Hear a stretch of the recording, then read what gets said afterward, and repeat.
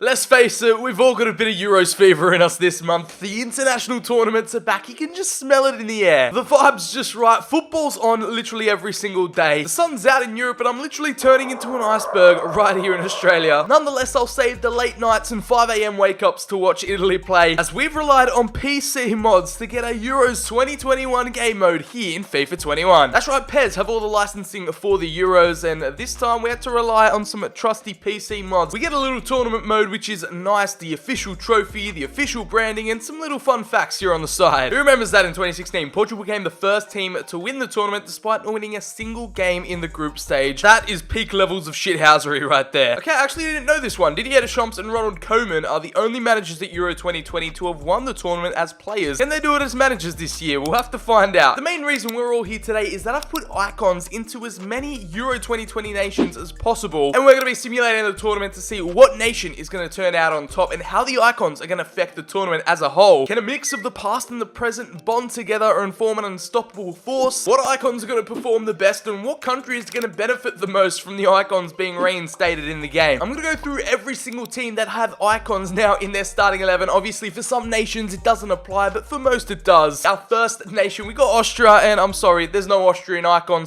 / legends in FIFA, so they unfortunately don't get any additions to the team. Just like Belgium, they shouldn't struggle though, because they have their peak of the golden generation right now. No Belgian legends yet in FIFA, as we move on to Croatia, the first team to have a legend in the game, and that is Davor Suker. Imagine a midfield of Luka Modric, Brozovic, and Rakitic feeding the ball through to Davor Suker on goal. This could be a perfect addition for a team right now that is lacking a real striker presence up top. We all know Mandzukic is out of this Croatian side. Kramaric, despite his 2018 heroic efforts, isn't quite up to par. Next up, it's the Czech Republic, and it's another one of these one-off additions. There is only one player to be added, and that is Pavel Nedved, the former Juventus, former Ballon d'Or winner, who will be slotted here on the left-hand side, and that is a major upgrade for a Czech Republic side that will surprise. I mean, Patrick Schick / Willany did just score a double on Scotland, and the West Ham boys, Souček and Kufau, are both pretty decent players. Now, here's where things start to get interesting here. We've got Denmark, another one of these one-off additions, but back in the day, if you remember, there were actually two Laudrup brothers in the game, and for some reason, one of them got removed. So Laudrup brother that has actually survived is Michael Laudrup. At a 92 overall, he's going to slot perfectly into that center mid role. I actually wanted to play him at cam, but we got to put Eriksen in there in the number 10 role. If the situation was any different, this Denmark lineup could have had two Laudrup brothers, but unfortunately EA decided to remove one. Okay, if you thought England had a major chance at winning the Euros this summer, well, with all their icons returning to the starting 11, they are literally odds-on favourite by a mile. I know we've only gone through some of the teams, but they literally have an icon in every single position. Just look at this front three: David Beckham, Lineker, and Michael Owen in the front three. We move on to the midfield, and we all know the famous debate: Lampard, Gerrard, Scholes. Who was the best English midfielder? It's got to be Scholesy for me. Can they work together in peace and harmony, put their club differences aside, and work for the Three Lions? We'll have to find out. The one and only captain who has lifted the World Cup for England, it's Bobby Moore. We've got a back four consisting of Cole, Moore, Ferdinand, and Campbell in the only legend spot, and the only player that has retained this spot is Jordan Pickford in between the sticks. Meanwhile, on the bench, they've still got some more attacking options. It doesn't end there for the Three Lions, as Alan Shearer returns, the legendary Newcastle striker, and Barnes will be a left wing backup. We've got Ian Wright, who hasn't even made the substitutes bench. We'll swap him in for Henderson's, we'll put him on the subs, but still, they got more icons on the bench. This England side is going to be hard to stop. From an icon-packed squad, two underdogs with just one addition, and that, of course, is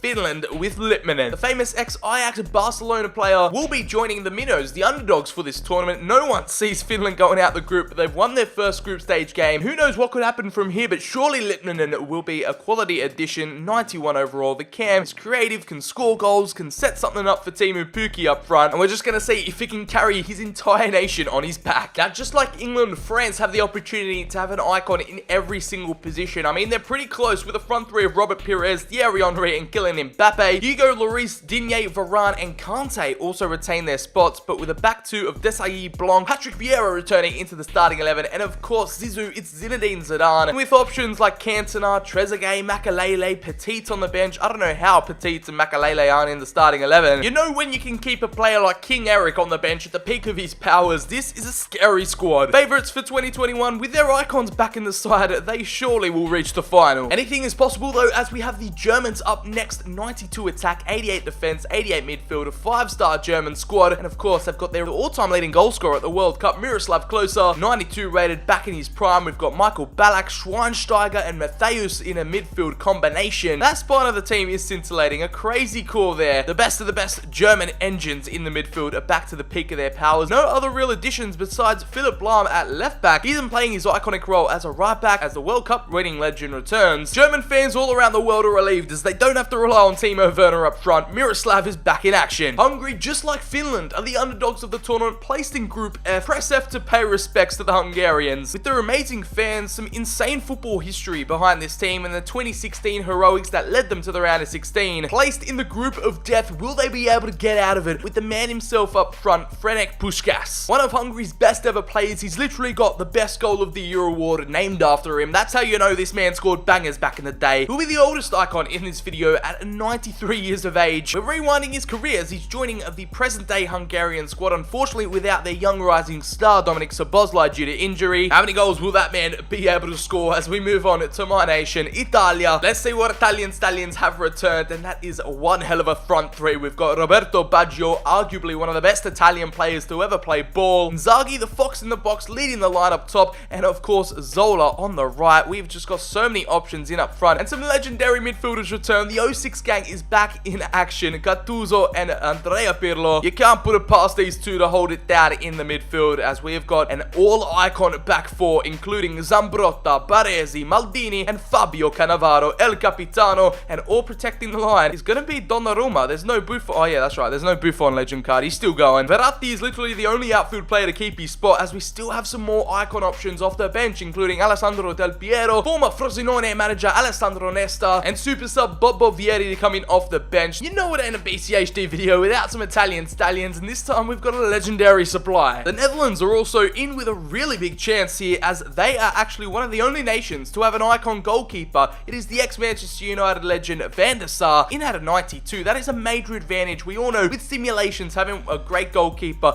is going to help you out. This is an interesting centre-back partnership. The current manager, Ronald Koeman, partnered up with Van Dijk at the back. The two players to keep their spots in the side, it is Blind and De Ligt. Otherwise, all up front, from the midfield to the attack, we've got a front three of Gullit, Van Basten, and Johan Cruyff, and the midfield three of Bergkamp, Rijkaard, and Clarence Seedorf. It's the classic Dutch 4-3-3. Total footballers returns, and just like many of the top European nations, they have good icons on the bench. Van Nistelrooy, another former United player, Patrick Kluivert, and Overmars. They are filled with options, and some of their best players in present day can't even get close to the pitch. I'm sorry to all my North Macedonians out there, but yeah, no, you haven't got any icons. I'd love to add someone to your team, and just like here with Poland, I know Lewandowski is probably a future icon card, but yet again, no additions to this Polish squad. But with the Portuguese, this is definitely a different story. A front three that any team would dream of: Cristiano Ronaldo, Eusebio, and Luis Figo. How can you go wrong with them three in up front? As we move on over to the midfield, we've got Rui Costa and Deco holding it down in the middle of the park, as present day baller Bruno Fernandes finishes off that midfield three. A total of 4 new icons in this Portugal team that all make the starting 11. I was almost about to say Russia was another omitted nation that don't get an icon addition. They join the Netherlands having a goalkeeper icon, and that is Lev Yashin. At a 95, he's going to be the best goalkeeper in the tournament. Good luck to them, because they're going to need it. The Scottish are coming off a disappointing home loss to the Czech Republic 2-0, but at least they get Liverpool legend Kenny Dalglish in their line up top, a proven clinical finisher, and has been one of Scotland's best players of all time. Will that change their fortunes in this tournament? Probably not, but we'll see how it goes. Slovakia will also join the nations that do not get an icon addition. I'm sorry to any Slovakians out there. It's not my fault, it's EA's. We transition over to a steep contrast from no icons to literally an icon-packed squad. We've got the Spaniards up next. I know there's a lot of good front threes now that the icons have returned, but this one is up there with Butragueno, a prime Fernando Torres, and Raul on the right-hand side. This is mouth-watering, especially this midfield with Iniesta and Xavi reuniting. Iniesta's not an icon, but I think this mod just put him back in his prime, and Hierro, the manager in 2018, will be the CDM. The back four consisting of Carvajal, Puyol, and Pep Guardiola return to the centre-back spots, and Sergio Ramos rejected for the Euro 2020 squad, but he somehow manages to slip in at left-back. I have no doubts that Spain are going to be back to their tiki-taka best and putting on some sparkling displays in this tournament. Moving over to the Swedes now, the land of PewDiePie and meatballs, we've got Sebastian Larsson returning to the squad, and he fits in straight up front with Ibrahimovic. Zlatan and Larsson is probably one of the most interesting strike combos this video has to offer. I'm interested to see how many goals they can rack up, but a poor midfield and a mediocre defense isn't going to help them. Let's see how far they can go in this tournament, as Switzerland are going to be one of those nations again that don't have a legend to show for. Turkey, join the no icon club. You can do it with your current golden generation. The last two icon additions, with Shevchenko leading the line up top, a goal-getting machine. He showed up in 2012. I'm sure he can do it 9 years later, as he is the current manager of this Ukraine squad in real life. We've got this same storyline with Ronald Koeman for the Netherlands. If you haven't already, check out my Euro 2021 predictions. I've actually pinned Ukraine to be the dark horses here. In my opinion, this squad is up there with some of the best teams they've ever had, as the Wales will finish us off in this video with two iconic Premier League ballers returning. We've got Ryan Giggs of Manchester United fame and Ian Rush, who scored plentiful goals back in the day for Liverpool. Will that be enough for Gareth Bale to pull his finger out, stop playing golf, and actually score some goals for Wales? Or will the two icons have to carry the Red Dragons to national team glory? Now, with that all out the way, you know all the additions, all the icons that are returning. We're going to start up a brand new Euro 2020 tournament, get all these custom teams added, and try replicate the group stages as accurately as possible. Tournament mode is kind of weird, kind of broken, so in order for us to actually know the outcome of the games, we have to select every single squad. So in case the team I choose gets knocked out, I can actually see the winner and who goes to the final and all that. I'm going to have to be the manager for all these countries as we go through the Euro 2020. International football is back, baby, and my mind is running wild just thinking of the possibilities that these icons could bring. Just to speed up the process of this video, I'm going to simulate through the group stages, see who gets through, who are the 4 best third place teams, and who will progress through to the knockouts. If you haven't already, make sure to drop this video a like if you do go on to enjoy. Subscribe if you're new around here. Let me know down in the comments who is going to win Euro 2020. Alright, we're advancing into the next round, and we have got a warning. At this stage of the tournament, several teams have been knocked out, so we're going to find out what exactly went down in the group stages here. In the icon edition of Euro 2020, here in Group A, we've got Italy top of the group, undefeated with 7 points. You'd think they'd win all 3, but no. Switzerland held them back to a 0-0, but they came out in second. Wales qualify in third. I'm pretty sure that'll get them into the round of 16, but we're going to have to wait and see what other third place teams have got up their sleeves. As in Group B, Denmark actually top it. Belgium with equal points, they've got 7 as well, finish in second, as Russia get 3 points. Litmanen couldn't carry Finland as they finish rock bottom. Here in Group B, it is actually Austria to top it, so a couple of few surprises going on right now, as an iconless Austria finished first. We've got the Netherlands in 6th. They lost to Austria. Oh my god, that is crazy. But the Ukraine finish in 3rd with 4 points, so that might be enough to get them over the line. North Macedonia hitting rock bottom. And here in Group D, we've got our tightest scenario yet, with England coming out on top, undefeated, just like the Czech Republic, both with 5 points. An England squad with icons aplenty. You'd think football would be coming home, but no, they seem to be struggling against the likes of Croatia and Scotland. We'll see if Davor Suker's Croatia can make it out in the 3rd place spot. However, Spain had no troubles here in Group E, another icon-filled squad that should easily walk through this tournament, as Poland come in 2nd, Slovakia and a Sweden team with Larsson and Ibrahimovic have finished with 1 point. Here is the group of death, and Hungary actually put up a decent fight, finishing with at least a win. They came up with 3 points, but Portugal, Germany both with 4. Portugal get that 3rd place spot on goal difference. France finished top with 6, as Germany just sneak into 2nd. Here is the round of 16. In the first matchup, we've got Switzerland versus Belgium. Italy will be advancing through to face the Netherlands, so that is a blockbuster icon clash. We've got iconless Austria on a fairy tale run versus Wales. Laudrup's Denmark are going to be versing iconless Slovakia. And in the other 4 games, we've got Pavel Nedved's Czech Republic versing Poland. Group toppers France will be facing Ukraine with Shevchenko leading the line. England versus Germany. That is a massive clash, as Spain will be facing Portugal. So a couple of the major nations, the big dogs, have an opportunity to get knocked out here in the round of 16. Let's check on the top goal scorers so far of the group stage. We've got Dennis Bergkamp on 5 goals in 3 matches. Kasper Dolberg's up there for Denmark with 4 goals. As not too many icons are zooming their way up the charts, we've got Ballack for Germany with 3 goals. As Ruud Gullit and Cole both have 2 assists in 3 games. Let's go through and see what happens here. 2 iconless nations. What will happen here? Who will advance into the quarterfinals? And it's a major upset here, as Switzerland knock out Belgium's golden generation, Atalanta's Freuler, with the one and only decisive goal. And that for me has to be one of the biggest shocks this tournament has produced so far. Up next, this is huge. The definition of a blockbuster. This is what we're here for. This is what it's all about. Who will prevail? And it's the Italian stallions, Alessandro Del Piero, with an 89th minute winner. Baggio opened up the scoring, as Inzaghi missed a penalty and allowed Van Basten to get the Dutch back in the game, as Italia edged past the Netherlands in a thrilling contest. We're quarterfinals bound, baby, but let's check in on the next game, as it's Austria versus Wales. Ian Rush and Ryan Giggs, will they be able to get one past this Austria team, who seem to be beating some of the biggest nations? It will be Ryan Giggs to get the most important goal in the 12th minute. That'll progress them through to the quarters. Are they going to be able to replicate that 2016 semi-finals run? We're going to find out, but it seems to be on the cards. Denmark versus Slovakia. This is possibly their best matchup they could have hoped for. Laudrup is licking his lips. Who will book their spot in the quarterfinals of this Icon Euros tournament? And it's Kasper Dolberg, the top goal scorer. This game actually went into extra time with Laudrup getting the opening goal. Duda hit back for Slovakia. And from there, the Danes showed who was boss as Yusuf Poulsen got the 119th goal to seal things. And the Vikings ensure they're not going home early. The Czech Republic versus Poland. This is going to be interesting. Pavel Nedved, what have you got? Lewandowski as well. I know he's not an icon, but he's clearly Poland's best player. Hasn't really lived up to it in a major tournament yet, so this is his chance to prove himself. And he did the most that he could, scoring a goal, the equalizer in the 31st minute after Nedved's opener, but it was Souček, the West Ham man, to get the second. Milik got the second equalizer, but it's Willany Patrick Schick with a third goal to ensure a 5-goal thriller, and Nedved's Czech Republic will be progressing through to the quarters. They've locked themselves in. Now, are France going to prevail against the Ukraine? Let's find out. They're my underdogs for the tournament in real life. Can Shevchenko pull off yet another upset in this tournament, or will Le Bleu be too much? And it was the latter, as it was a 4-0 demolition job thanks to an Mbappe hat-trick. Robert Pires got himself on the score sheet as well, as the Icons are getting carried by a 22-year-old hotshot. We've saved the best two till last. England versus Germany is the first one we got to get through. We all know the Three Lions are still after their revenge from the 2010 World Cup, so can their Icons do it? Of course, some former players back in 2010,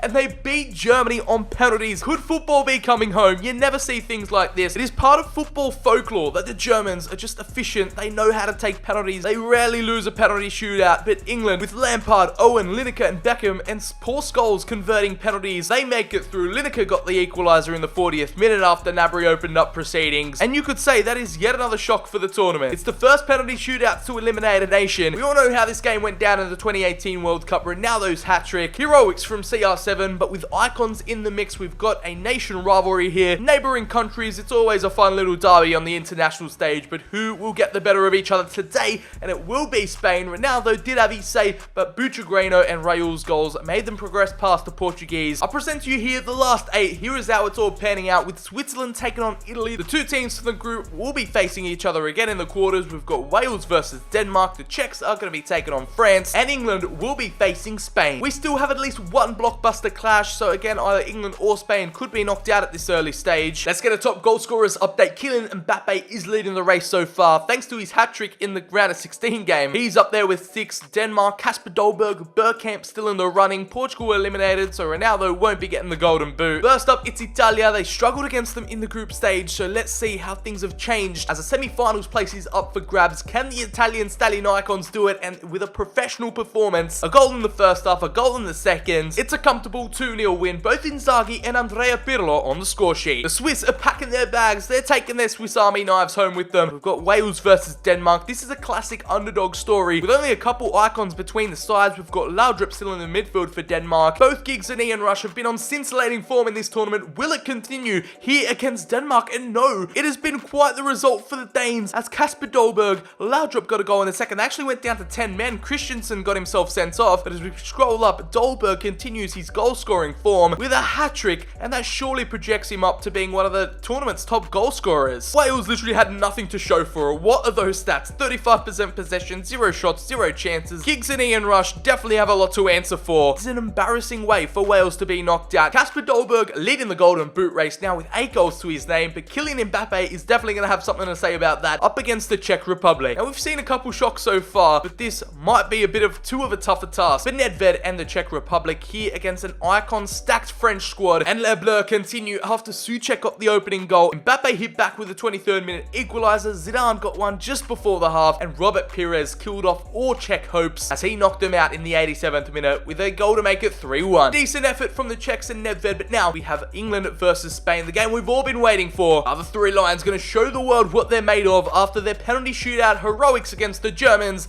And here against Spain, this is where their run comes to an end. Football won't be coming home, as Fernando Torres, a man who's played for English clubs Liverpool and Chelsea, he shows no mercy on the international scene, as Bobby Moore got their hopes up with a 4th minute goal, kind of similar to how the Croatia game in the semi-finals panned out for them in 2018. Alas, Wales, Switzerland, England and the Czechs will be out of the tournament, and here are your semi-finals. We've got the fairy tale story of Denmark, the nation with only only one icon addition, and the Danes are facing Italy here in the semis as the two icon-packed squads of France and Spain will be going head-to-head in a blockbuster clash. But I feel like after that 4-0 display against the Welsh, Italy should definitely not be taking Denmark lightly. It's hard because for obvious reasons, Denmark is everyone's second team now for the Euros, but when they're coming up against my Italian stallions, it's hard to root against us. Who will be booking their spots in the Euro 2020 Icons final? And despite all of Denmark's efforts, Italy pull through with Inzaghi getting the double. In the 26th and 84th minute, he had his save fine in the back of the net. Kasper Dolberg, the tournament, surely he's going to be the top goal scorer. It was a remarkable run, but they pushed themselves just that little bit far, and an icon-stacked Italy team was always going to be a tough task to get past. Now, who will be facing the Italians in the final? Let's find out. France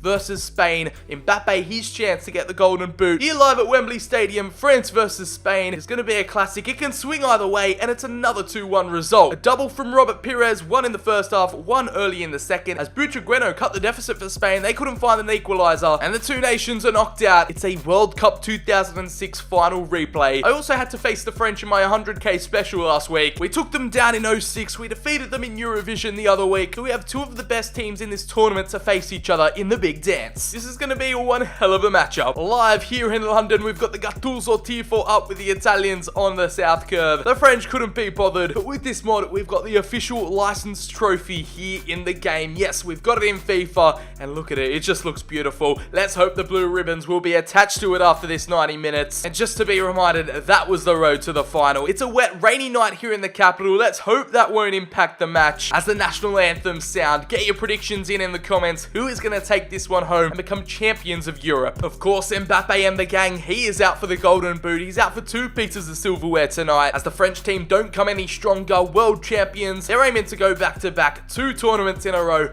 and that is what we're fighting for. Here we go. It is Filippo Inzaghi to kick us off as Italy get us underway. We've got the official branding, the scoreboards, the ad boards, everything is here. Has to go back to Donnarumma. Donnarumma clears it away. Now we finally have an Italian chance here as Laurent Blanc says no.